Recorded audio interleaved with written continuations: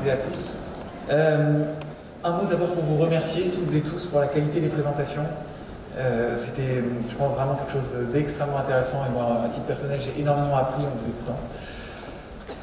Juste un mot de rappel qui a été présenté pour vous dire que, pour vous faire une mise en perspective de chiffres, Santé publique France a publié cette année des données qui montrent que la pollution en particules fines est responsable en France de 40 000 décès par an. Tout à l'heure, Mathilde a évoqué la comparaison avec l'alcool, je voudrais vous en faire une autre qui n'a pas du tout vocation à minimiser évidemment l'impact de l'épidémie aujourd'hui, mais 40 000 décès par an, c'est plus de 100 décès par jour.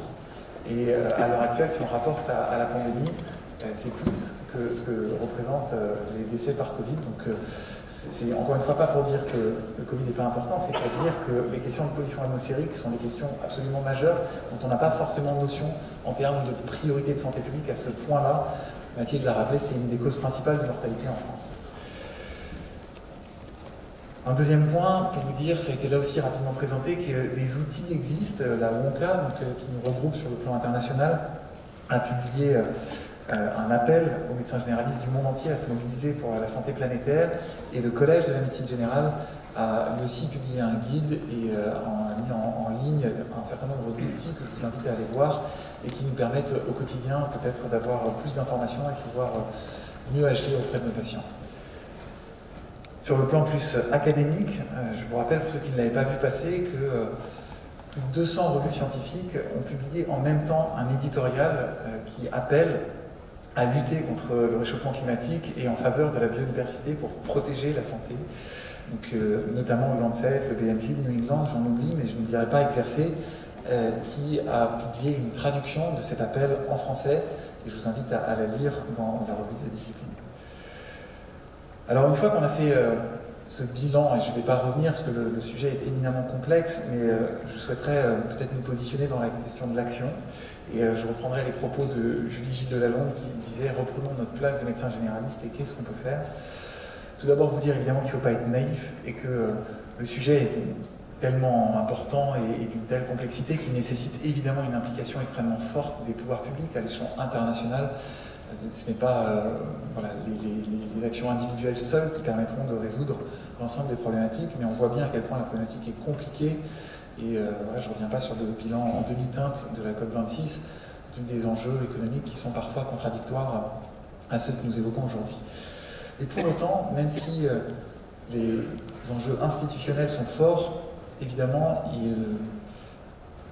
cette problématique relève aussi, en premier lieu, du comportement de chacun.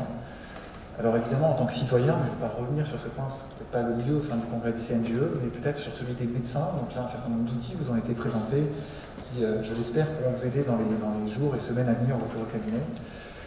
Et puis, quand on se positionne avec la casquette du Collège national qui fédère ici les 3000 congressistes, réfléchir sur ce qu'on peut faire sur le soin, on l'a évoqué, sur la recherche, et je salue de ce point de vue-là la venue de Rémi Slama au congrès, parce que de nombreuses actions sont à mener en lien entre la médecine générale et la santé publique sur cette thématique qui doit être prioritaire pour nous, et sur l'enseignement. Et la force du Collège national des généralistes enseignants, c'est de fédérer l'ensemble des collèges régionaux et de fédérer les départements universitaires de médecine générale. Et je tiens, de ce point de vue-là, à saluer la mise en commun et la mutualisation qu'on peut effectuer dans ces cas-là, et notamment sur une initiative qui a été prise par l'université et le département universitaire de Montpellier, qui a mis en place une formation qui s'appelle SPES, Soins primaires, environnement et santé, qui décline sur 2 jours une formation extrêmement intéressante sur la santé environnementale dans un grand nombre de ses composantes, à la fois sur le plan théorique, mais aussi avec une application extrêmement pratique, avec la mise en place de cas cliniques. Quelqu'un tout à l'heure dans la salle posait la question de la FMC, il nous semble que c'est aussi un enjeu, et puis de la formation initiale. Et cette formation a été évaluée. Alors, tout d'abord, un mot pour vous dire que les participants étaient extrêmement satisfaits de cette formation. Alors, je sais qu'il y a des pédagogues dans la salle et que la satisfaction n'est souvent pas un critère extrêmement dur en termes de qualité de l'enseignement. Un critère un peu plus dur, même s'il faudra aller plus loin, c'est sur l'évaluation des connaissances avant-après cette formation. Et on voit qu'elle a notablement progressé sur beaucoup d'items. La formation est toute récente, évidemment, ça nécessitera des évaluations plus poussées sur le plus long terme, mais en tout cas, les premiers signaux sont extrêmement encourageants. Et je tiens à remercier beaucoup le docteur François Carbonel, qui est porteur de ce projet pour le département universitaire de médecine générale de Montpellier, qui a accepté d'être missionné pour le CNGE, pour porter cette formation et la développer sur le plan national et surtout l'adapter à l'ensemble des régions, faire avec ceux et celles qui seraient intéressés, poser les diagnostics environnementaux et décliner cette formation sur l'ensemble du territoire pour ceux qui le souhaiteraient. Voilà, je n'irai pas plus loin, je souhaiterais juste remercier François et vous dire que cet outil, parmi beaucoup d'autres, est mis à la disposition de l'ensemble de la collectivité pour essayer ensemble de faire avancer un petit peu, à notre échelle, les choses sur la santé environnementale. Je vous remercie.